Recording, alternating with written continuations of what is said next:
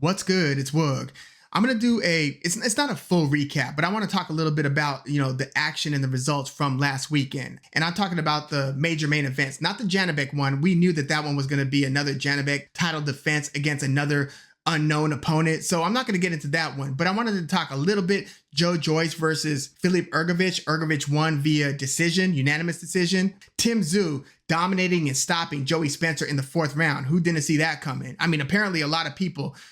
I know that Tszyu was coming off of back-to-back losses, but there is Tszyu possibly being slightly diminished after those 2 losses, maybe, but it wasn't going to be lose to Joey Spencer drop off for Tszyu. I just knew that. And then there was Richard Torrez Jr. winning a significant step-up fight against Guido Vianello. I thought that one was going to be like, okay, who wins this one? But Richard Torrez pulled it off via unanimous decision. I thought the scorecards were a little bit wider than they should have been, but Richard Torrez did his thing. And matchups-wise, just kind of style-wise, he was a problem for Vianello. Vianello did start having some moments, but Torrez still clearly, I thought, did enough to win that one via decision. But this was also like a rare case where I got, for the videos, I got all 3 picks right. Not only on who wins the fight, but the method of victory. Like I had Filip Hrgovic not knocking Joyce out, but I thought that Joyce still had enough durability to make it the distance against late replacement Filip Hrgovic, who was filling in for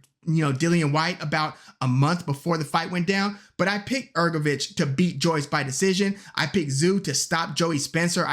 If you've seen the Jesus Ramos versus Joey Spencer fight, and you think that, unless you think that Tszyu was just a completely shot fighter, all of a sudden, how could you see Joey Spencer going the distance with Tszyu if Tszyu is even an approximation of the Tszyu that we were used to seeing against Tony Harrison, Carlos Ocampo, and so forth, Brian Mendoza.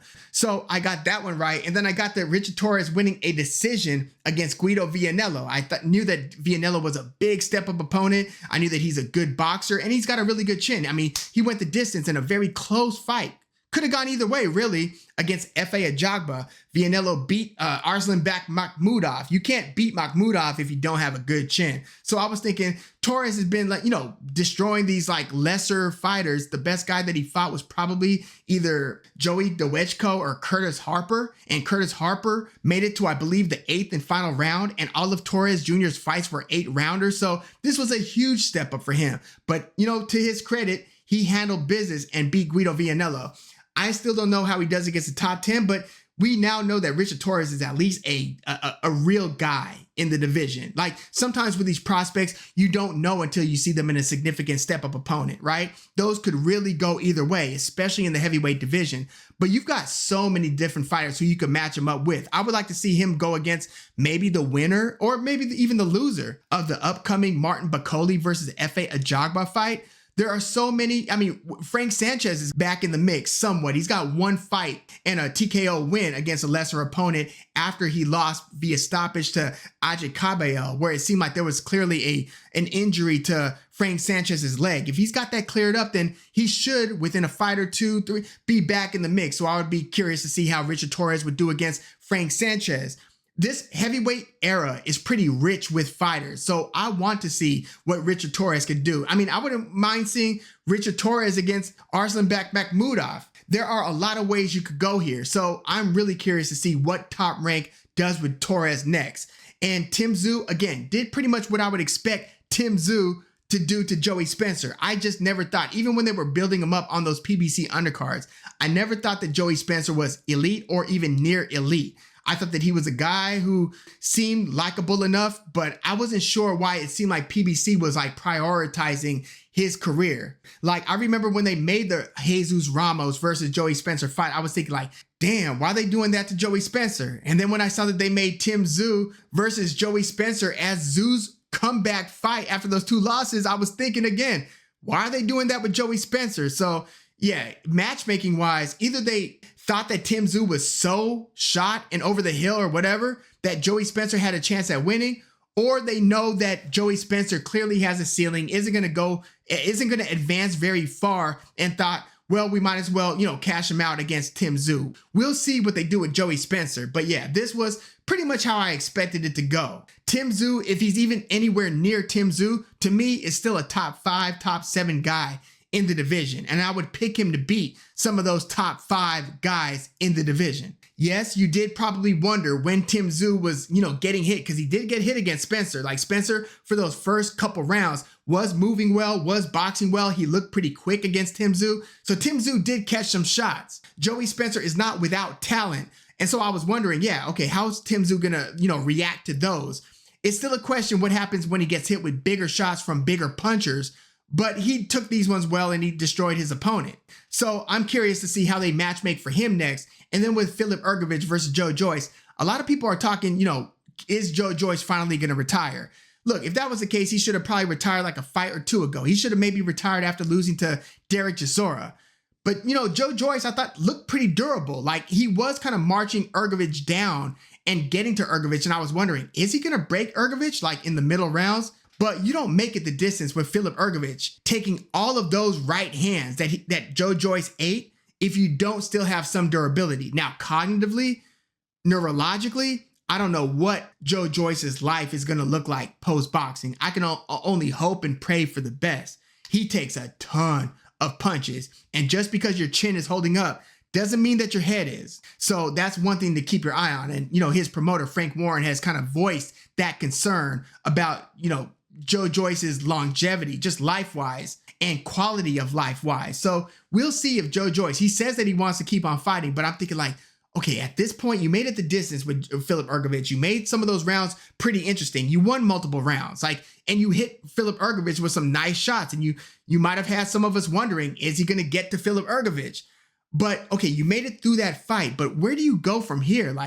I don't think that at this point, the juggernaut, again, Filip Hrgovic was a late replacement. So if there was a time in this stage of Joe Joyce's career where he was going to beat Hrgovic, it would be on Hrgovic entering this fight on short notice. And Joe Joyce couldn't get the job done. So which other guys are you going to put Joe Joyce in there with? Are you going to make him a stepping stone for Moses Atama? What are you going to do with him? I hope he doesn't continue to fight Zhilei Zhang level punchers or Filip Hrgovic level guys anymore. I feel like that ship has sailed. I mean, yes, he could conceivably upset somebody who's not ready for the pressure or ready to have to hit the guy a million times to, make it the distance because the guy keeps on coming forward. But you look at Joe Joyce's reflexes. Yes, he was rolling with a good amount of those Filip Hrgovic punches. I want to be fair. Joe Joyce was dipping and he was kind of moving with some of those right hands. But he also ate a lot of punches very cleanly. And Joe Joyce, unless you're going to face plant him